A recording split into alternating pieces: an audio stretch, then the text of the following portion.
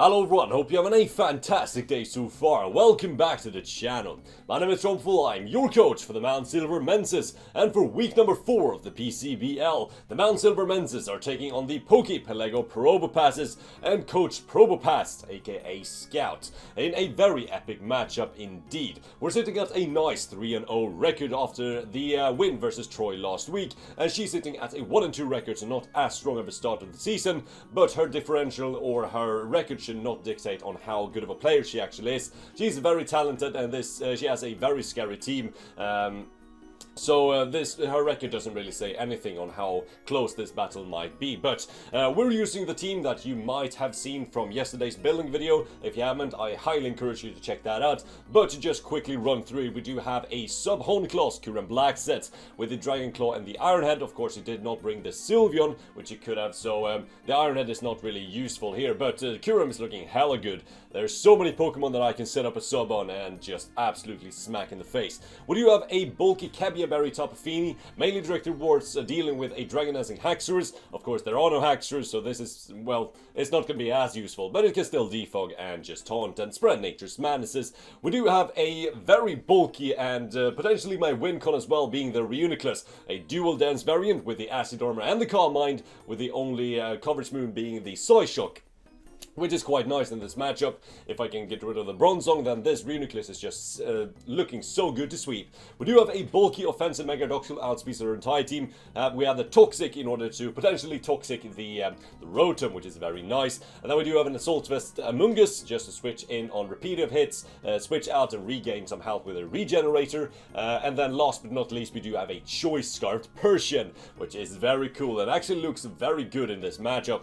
Can deal with the Bannettes every single day to Friday, and then I can trick and give the Choice Scarf onto one of her bulkier Pokemon, mainly being something like the Bronzong or the Lickilicky or even the Conkeldurr, which does not enjoy that Choice Scarf. But looking at the Pokemon that she brought, as I said, she did not bring the Sylveon or the Haxorus or the Quagsire, so that was definitely some Pokemon that I expected. However, she does bring some other very threatening Pokemon, such as the Mega Banette, which is actually quite a big threat, and we do also have a Conkeldurr and a Raikou to deal with, which is never fun. Rotom feels kind of good in my opinion. Bronzong, well, I just need to chip that down, which my entire team does. And then last but not least, Lickilicky.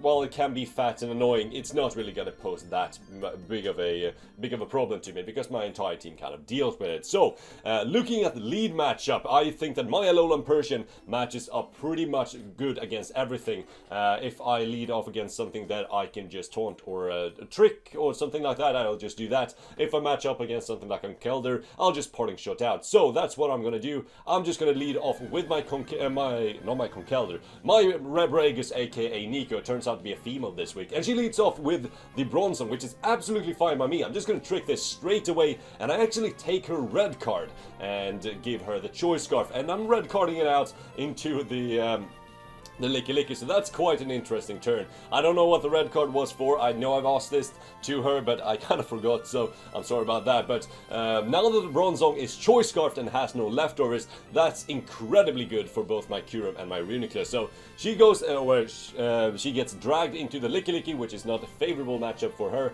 So I'm just gonna parting shot out, predicting her to switch out. I don't really want to Toxic the Lickilicky too early. So she goes into the Rotom, which is absolutely fine, because that gives my Kuren a switch in and just being able to set up a sub in front of this Rotom. She actually tries to Will-O-Wisp me, so now she's really sitting in the shit. My Max Attack Adamant Kuren Black is in, and my Max Attack Adamant Kuren Black can do some damage. See that? 55% of the Rotom is halfway dead already, and she can't even break my my sub with a Volt Switch.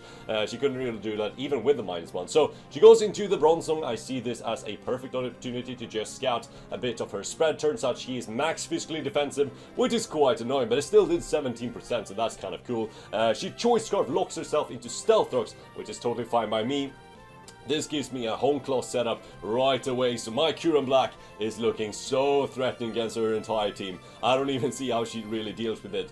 I'm just going to go for another Hornclaws, thinking that she might not have coverage for me. She goes for the Dragon Tail, unfortunately, so she can actually face me out. That's totally fine. I'll get a huge Dragon Claw off, almost KOing that Lickilicky, but she will actually be able to face me out, which is totally fine. I get dragged into my Rebragus, aka Nico, so I can just get a parting shot off, maybe even Foul Play and take it out. She's gonna protect, stall out a little bit more longer, just so she can get some leftovers. Of course, that will work out, because, you know, what can I even do to a protecting Pokemon? Then I'm just gonna fire off a Foul Play, do a little bit of damage to the Bronzong. So this Bronzong is actually sitting quite low, which I enjoy seeing for both my Reuniclus and my Kyurem Black. I see this as an opportunity to just go into my Tapu Fini and get a defog off, since the Bronzong is actually going to Choice Scarf lock itself into to the Stealthers, which is quite interesting in my opinion. I'm just going to go for the defog, of course, because if she tries to stay in and go for like a war between me and her, whether or not she will have the Stealthers off, or I can defog them, well, then I'll just taunt her and defog on the second or on the following turn, so that is totally fine. I feel totally comfortable going for the defog right now, because as you see, she actually switches out. So I'm just going to go into my Among Us. Among Us is a perfect switch into this Rotom. Even though she might Pain Split, that doesn't really matter in my opinion. I can just go ahead and fire off like a Sludge Bomb or a Giga Drain. It happens a while ago, so I don't really exactly remember what I did this turn. I'm just going to go for the Giga Drain, that's correct, because I didn't really want to go for like a Sludge Bomb when she stayed in for some reason. I don't know. I'm just going to go into my Reuniclus, because this is actually an opportunity for me to start setting up. You can see that she actually Choice Scarf locks herself into the Psychic. So Rebragus, or Nico, actually did a fantastic job turn 1, because this Bronzong could have been hella annoying, but as you can see, when it's Choice Scarf, it does absolutely nothing to my team, and I can take so much advantage of this every single time. So I'm just going to go for the Acid Armor, boost my defense, and then I'm going to go for a Calm Mind on the following turn. You can see, even without the Calm Mind, the Rotom does absolutely nothing to me. So Calm Mind goes up, even with a crit, it's going to do nothing. So Volt Switch does absolute shit for damage, and then she goes into the Licky Licky, which she might want to try and Dragon Tail me out. That's totally fine, even though I know she's very physically defensive. I can just go for a Psyshock and take her out. Even though she might have protected that turn, it doesn't really matter in my opinion. So, in comes the Mega Manette, and now I need to actually explain some of my plays. So, the Mega Manette, of course, it can carry the Shadow Claw, and Shadow Claw has a high crit ratio, which means that I am very scared actually of getting crit, because if a Reuniclus gets crit, well then I might actually lose the game. So, I do not want to get crit here at all costs. So I actually decide to say, well, you know, fuck it. I can actually set up on a bunch of different Pokemon on our team. Raikou being like choice specs, I can set up on that. I can set up with my Colderberry on the Conkeldurr, I can set up on the Rotom, I can set up on the Bronzong, I can set up on pretty much everything except this Pokemon. So I decided to not take my chances. I'm gonna switch out into my Persian Alola, because Persian Alola just absolutely checks that Mega Manette all day to Sunday, and she actually pulls a double switch, not revealing any information, which is quite annoying, because now I still don't know if she has the Shadow Claw or not. So I'm just gonna party shut out, she's gonna Volt Switch, and I go, no, she's actually gonna Will-O-Wisp, so I'm just gonna pause it real quick right here. It was a while back when this happened, and we actually had to battle quite late, because, you know, she was just occupied during the day, so we played around 11:30 PM my time, so I was quite tired when I actually played this game. I'm not trying to throw any excuses here, but that's why I might not recall all turns, because, you know, it was a while back. It was like midnight for me. So I'm gonna go into my Among Us, and then I'm gonna fire off a Sludge Bomb. No, I don't fire off a Sludge Bomb. I fire off a Giga Drain, I think. Because I don't want to accidentally give this... No, I fire off a Foul Play, that's it. I just remember that I didn't want to go for Sludge Bomb, because in case I got the poison on the Conkeldurr, well, that could have been super bad, because Conkeldurr with the Guts is doing way too much damage as it is. But as you're gonna see, as I switch into my Tapu Fini right now, she will actually do a absolute shitload of damage with this Drain Punch. 23% is a lot, which actually reveals to me that she's a choice banded Conkeldurr, which is so scary. So imagine me poisoning and guts boosting a choice banded Conkeldurr. That will not end well, my dear friends. But I know she's choice locked into the little whatchamacallit, the Drain Punch, so I can just go for the Moonblast, get some free damage on potentially the Bronzong, which actually goes into the Rotom. I'm just gonna switch right back into my Among Us. Very comfortable switch on my part.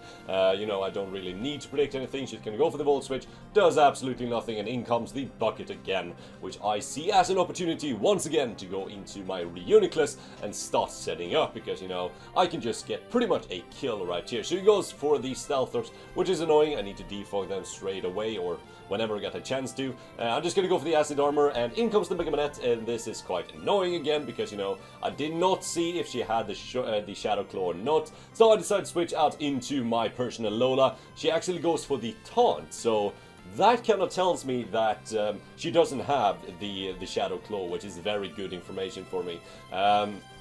So now Nico is of course in. I can just go straight up for the foul play. I don't really want to mess around with this Banette. If I deal with the Banette, then Reuniclus will just 6-0 our team. So, you know, that's always fun. I'm just going to go for the Toxic on this Rotom because Rotom is quite annoying in my opinion. She goes for a Hide Prop and miss, unfortunately misses. And I feel kind of bad about this because, you know, she would have taken out my my personal Lola, which might actually come in play later on. I did this, of course, because I thought the trade was worth it. This Rotom is very annoying for my team. So getting that thing on a timer is very nice, and I thought the personal Lola had served its purpose at this point, so, you know, I thought the trade was necessary, but, you know, she ends up missing. I'm gonna take full advantage of this and just go for a parting shot and switch right back into my Reuniclus and just put on amazing offensive presence. MVP just coming through. She actually misses another one. That one didn't really matter. Would have done like, I don't know, 20%, so that wouldn't really have done too much of a difference. So she's going to go for the Pain Split. I'm just going to fire off a Side Shock, and even though I'm on boost, I'm still doing a very good chunk to her Rotom. So this is very, very good for my Reuniclus. I'm actually going to go for the Recover right here in case he wants to Volt Switch, but he puts a nice switch into the Banette, putting on a lot of pressure, which means that I need to pretty much switch out into my Persian Alola, but this time I actually go into my Mungus, because I thought that if she actually has the Shadow Claw, it will not 2-hit KO me, so I'm fine there. If she actually goes into the Raikou, that's totally fine. I am in a very favorable matchup versus the Raikou, so I can just go ahead and fire off the, what do I do? The Giga Drain, of course. As you can see, it actually does a lot of damage to this Oatmeal, the Conkeldurr, because, you know, she is choice banded. So, here is a play that I kind of regret in hindsight. So, I go into my Mega Aerodactyl as I just get tossed on my neck with a Rock Slide, and I'm just going to quickly explain what happened here. So, this is, of course, a very big threat towards my team. Choice Band Conkeldurr can just rip me a new one if it really needs to. So, I thought that it was, at this point, she would actually try and predict my Tapu Fini. And how do you predict a Tapu Fini with a Conkeldurr? Well, you should go for a Poison move, like a Poison Jab. And I thought if I actually switch in on a Poison Jab, then Tapu Fini will only have one more switch in left. And I kind of need Tapu Fini to later defog if I need to. So, I thought that it would be appropriate for me to switch into my Mega Aerodactyl, predicting the Poison Jab. However, that backfires like crazy because I switch in right on a Rock Slide, which is very bad. So I just lose my Mega Aerodactyl for no specific reason, which is very bad play in hindsight. But I know she's choice band locked into the Rock Slide. I can just go into my Tapu Fini and finally get on my defog, which where the Rocks has actually been quite annoying for my team. So it's nice to see that I can finally get rid of them. I'm just going to reveal the taunt, prevent her from sending up Rocks again, which is very nice, so I can actually get some momentum into my Kyurem Black, because I know she's switching out. There's no way you stay in to struggle, so I actually get to play correct. She goes out into her Rotom on the potential Moonblast, and I'm just gonna go for a... This is, well, this is just tired Strompfel. I don't know what the fuck I was thinking. I've just tried to Dragon Claw Rotom in Misty Terrain, which is absolutely nothing. I kind of forgot that Misty Terrain was up, which is a mistake you do when you're tired. So I'm just gonna go for the Dragon Claw as she goes for the Pain Split, gets pretty much all her health back, and now I look like a moron. However, I will just change this up in just a few rounds where I just go for the Substitute as she tries to go for a Volt Switch to break my sub. However, that will not break my sub because Kyurem Black is very fat. So I can just go into Kyurem Black and I can start setting up Hone Claws. I actually go for the Dragon Claw right here because apparently it's a 2-hit KO. Wow, Kyurem Black is strong. She goes for the Gyro Ball. It will definitely take out my Substitute. That is totally fine. As you can see, Kyurem Black is back to around 50% health after I've taken out the Bronzong. She actually ends up pulling another switch into the Rotom, which is totally fine by me. Rotom just means another substitute for Kyurem Black, and Kyurem Black is looking to claim some kills right now. I'm just gonna set up a sub. There's nothing Rotom can do. We have revealed all of her moves. She tries to Will-O-Wisp me. That is totally fine. I'm just gonna start setting up Hone Claws in front of this Rotom. There's really nothing that she can do about it, which is the beautiful thing about Kyurem Black. It's so fat, it's so strong, and it's actually quite speedy, which means that I outspeed the Rotom. So yeah, definitely if you have ever thought about drafting a very good Dragon-type Pokemon, try this Pokemon out. I can guarantee you some victory. So I'm just going to set up another Hone Claw. So now I'm +2 attack Adamant 252 Kyurem behind a substitute. And if I'm her, then I am definitely terrified at this site. So I'm just going to take out the Bronzong, no questions asked, and then she goes into the whatchamacallit, the Conkeldurr, in order for her to just break my substitute. That's totally fine. I can just go for the Dragon Claw and take out the Kyurem Black, which is nice. So now I am looking very, very good for the late game. So she goes into the Mega Manette. Of course, this is because she wants to Will-O-Wisp me. She actually pulls off an Endure instead, which is quite interesting in my opinion. I'm just going to go for the Foul Play, take out the Rotom, and, you know, I'm looking very swell to win this game with either Reuniclus or my Kyurem Black at this point. So she's gonna go into Raikou. I know I speed tire, so there's no reason to just stay in. She goes for Aura Sphere, which is actually quite interesting for my Kyurem Black, so I could have not set up a sub on this thing, I guess, in hindsight. But she goes for the Volt Switch. That will do absolutely diddly to my Mungus. I just go for the Stomping Tantrum here because I want to reveal it, that I have it, because I thought it was kind of cool. Look at this mushroom just jumping up and down, shaking the ground and doing some damage. She's gonna go for the Taunt, not realizing that I am indeed Assault Vest.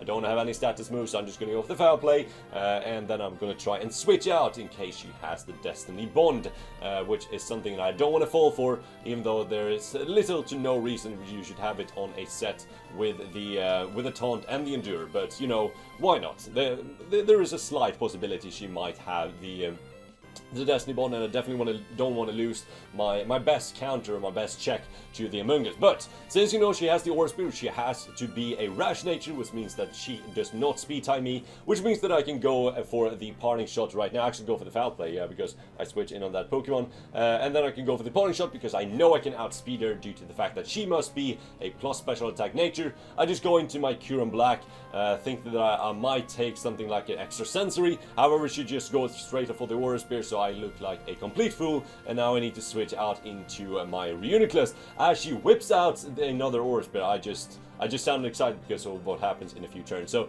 she's going to go for the Thunder Wave on my Reuniclus, which is quite annoying, I'd say the least, because now I can just fire off Psyshocks, but I always do have the chance of getting fully paralyzed, which is bullshit. So in all honesty, I'm just going to keep on firing off Psyshocks. There's no real reason for me to set up at this point. Reuniclus is just in to claim some kills here in the late game. So she goes back into Raikou. All I need to do now is connect with one Psyshock, and that should be game. She goes for the Volt Switch. I get fully paralyzed, and that's totally fine. I have one more chance to break through. She goes for the Volt Switch. I'm like, cool, I just get able to break through. No, I get paralyzed, so now I need to switch out, unfortunately, into my Amoonguss. I did this, of course, because I want to save some differential, which might come in handy in the later down the season. So Amoonguss will just mean no fucks, and he actually whips out the all-out pummeling versus my Amoonguss, which obviously was directed towards my Kyurem. That will do absolutely no damage to my Amoonguss, and that will actually be the game. So we win 5-0 versus the Poke Pelego Probopasses